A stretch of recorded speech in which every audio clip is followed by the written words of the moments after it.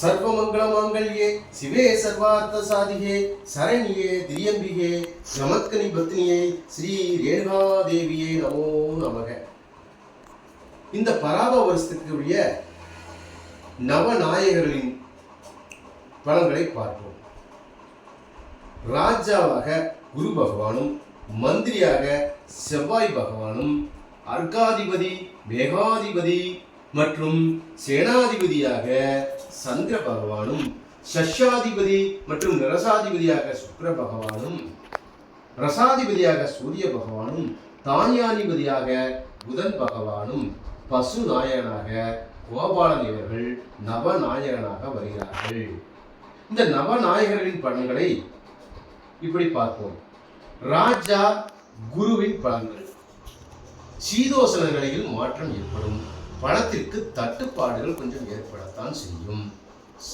இரண்டாவதாக மந்திரி செவ்வாயின் பலன்கள்.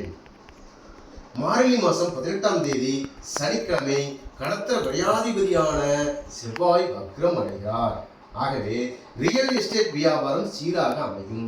புராதன சொத்துக்கள் மீது உள்ள வழக்குகள் யாவும் தள்ளுபடியாகும். பூர்வீக சொத்துக்களை பாக பிரிவினை செய்வதற்கு உசிதமாகும். 3. அர்காதிபதியாக சந்திரனுடைய பலன்களை பார்ப்போம். இரவில் விட்டு விட்டு மழை பொழியும்.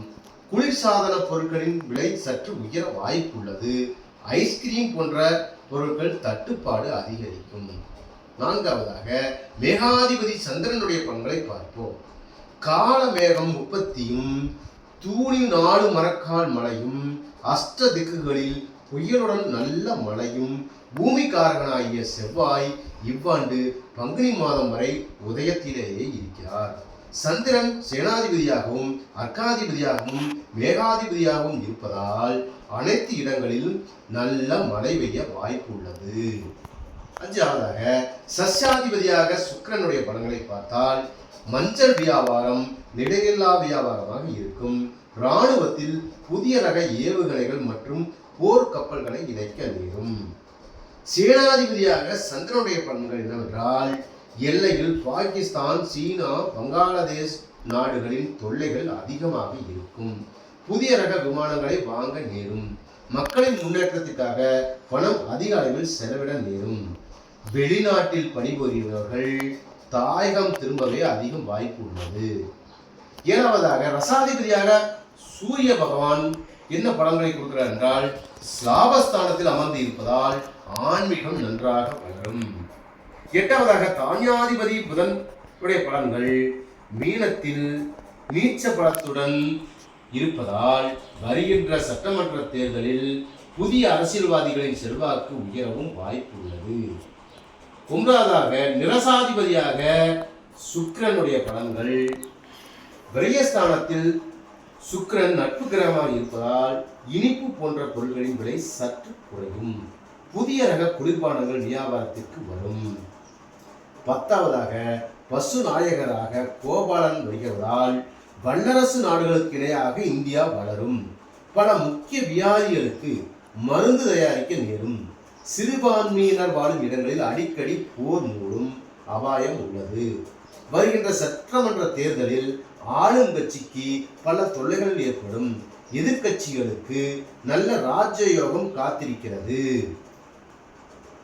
இன்றைய சித்திரை மாத பிறப்பானது பிரபாவ வருஷத்தில் திருவாதிரை நட்சத்திரத்தில் சூரிய பகவான் பிரவேசிப்பதால் என்ன பலன்கள் ஏற்படும் என்றால் ஆனி மாதம் 8ஆம் தேதி திங்கட்கிழமை மாலை 4:42 விருச்சிக லக்னத்தில் சூரியன் பிரவேசமாகிறார்.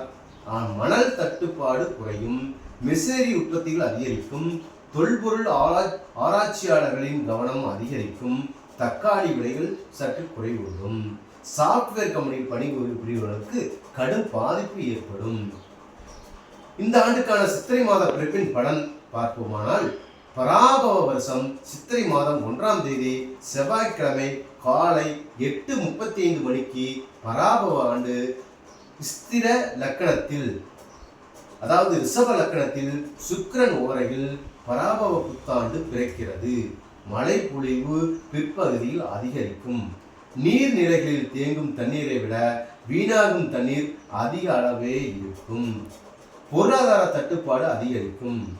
எதிர்க்கட்சியினர் ஒரு கூட்டணியில் அணிவகுத்து நிற்க நேரும். எதிர்க்கட்சிகளுக்கு நல்ல ராஜயோக பலன் காத்திருக்கிறது. தமிழ்நாட்டை பொறுத்தவரை கூட்டணி ஆட்சிதான் அமையும் என்று பராபவஸ்தைய ஆற்காடு காவே சீதாராமைய சுத்த வாக்கிய சர்வ முகூர்த்த பஞ்சாங்கத்தில் குறிப்பிடப்பட்டுள்ளது. ஓ நமோ நமஸ்காரம்.